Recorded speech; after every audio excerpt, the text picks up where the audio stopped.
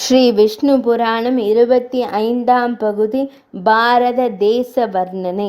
சமுத்திரத்திற்கு வடக்கே இமயத்திற்கு தெற்கே இருக்கின்ற பூமியானது பரதனுடைய சந்ததியார் வசிப்பதால் பாரத வருஷம் என்ற பெயரை பெற்றது. மைத்ரேய முனிவரே, இதன் பரப்பளவு 9000 யோஜனை தூரமாகும். சொர்க்கத்தை அடைகிறவர்களும் மோட்சத்தை அடைகிறவர்களுக்கும் பிரவிருத்தி நிவிருத்தி கர்வ சாதன பூமியாக இருப்பது இதுவே ஆகும். இதில் மகேந்திரம், மலயம், சஹ்யம், சுத்திமான், ரீஷம், விந்தியம், பாரியாத்திரம் என்ற 7 வித மலைகள் இருக்கின்றன. பிராணிகள் இங்கிருந்துதான் சொர்க்கம் அடைகிறார்கள், மோட்சத்தை பெறுகிறார்கள். மிருகாதி பிறவிகளையும் நரகத்தையும் இங்கிருந்தே அடைகிறார்கள். இதைவிட வேறிடத்தில் மனிதர்களுக்கு சொர்க்கானுபவர்க்கங்களுக்கு உரிய கர்மங்கள் விதிக்கப்படவில்லை. இந்த பாரத வருஷத்திற்கு இந்திரத்வீபம், கசேரு, தாம்பரபர்ணம், கபஸ்திமான், நாகத்வீபம், சௌமியத்வீபம், காந்தர்வத்வீபம், வாருணத்வீபம், பாரதத்வீபம் என்ற பெயருடைய 9 பிரிவுகள் உண்டு. அவற்றில் 9வது பிரிவான பாரதத்வீபம் என்பதே நாம் இருக்கும் இந்த பூமியாகும். இது சகரர் தோண்டிய கடலால் சூழப்பட்டுள்ளது. இந்த பாரத கண்டமானது தெற்கு வடக்கில் 1000 யோஜனை அளவாக இருக்கிறது. கிழக்கில் குரோத தேசமும் மேற்கில் யவன தேசமும் இருக்கின்றன. நடுவில் பிரம்ம, சத்திரிய, வைசிய, சூத்திரர் என்ற 4 வருணத்தினரும் வகுப்பின்படி இருக்கின்றனர்.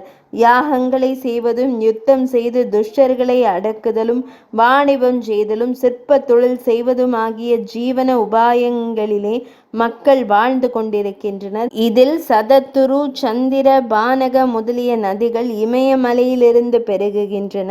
வேத ஸ்மிருதி முதலிய நதிகள் பாரியாத்திர பர்வதத்திலிருந்து உண்டாகி பாய்கின்றன. நர்மதை, சுரசை முதலிய நதிகள் விந்திய மலையில் உற்பத்தியாகின்றன. தாபி, பயோஷ்ணி, நிர்விந்தியை முதலிய நதிகள் சஹ்ய பர்வதத்தின் தாழ்வரை நின்று உண்டாகின்றன. கிருத்தமாலை, தாமிரபரணி நதிகள் மலையாச்சலத்தில் உண்டாகின்றன. திரிசாமா, ரிஷிகுல்யா முதலிய நதிகள் மகேந்திரகிரியில் உதிக்கின்றன. குமாரி முதலிய நதிகள் சுத்திமத்தென்னும் மலையின் பிறந்தவை.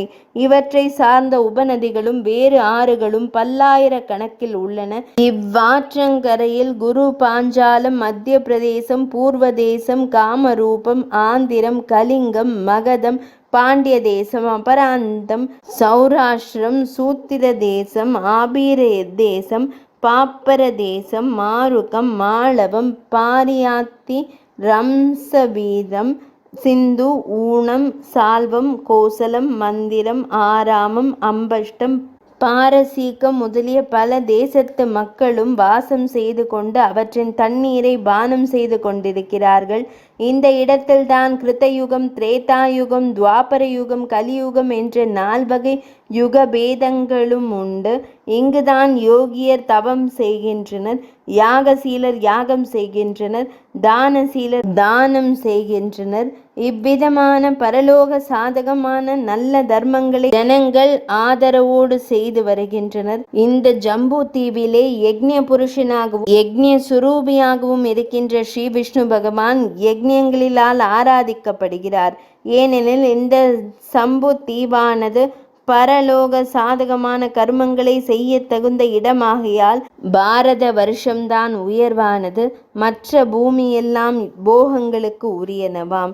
ஒரு 5 அநேக பிறவிகளிலே செய்த புண்ணியத்தினாலே இவ்விட மனித பிறவியாக பிறக்கும். இந்த பாரத வருஷத்தை பற்றி தேவதைகள் பாடிய பாட்டை கேளுங்கள்.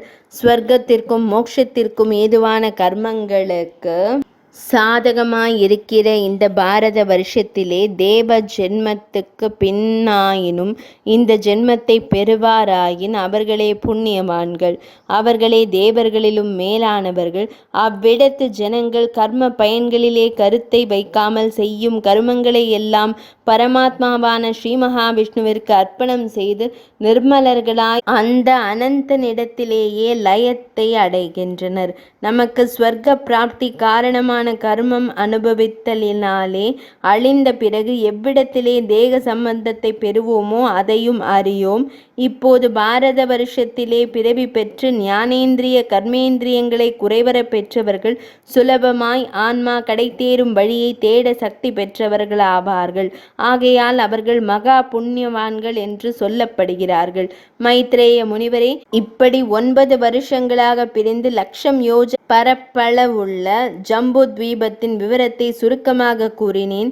இந்த ஜம்பு தீபத்தை சுற்றிய வளையத்தை போல் லவண சமுத்திரமானது 1,00,000 யோஜனை விஸ்தாரமுடையதாக அமைந்திருக்கிறது.